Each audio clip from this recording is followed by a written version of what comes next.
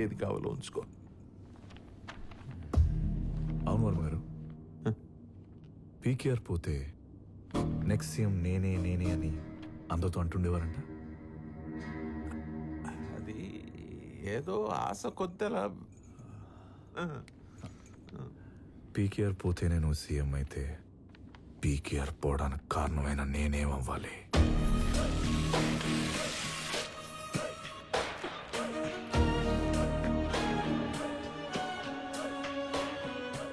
మీ minister పదవులను అడ్డు పెట్టుకుని ఈ 6 నెలల్లో మీరిచ్చిన కాంట్రాక్ట్స్ అన్ని క్రిమినల్ విధవలకి సోమరిపోతులకి.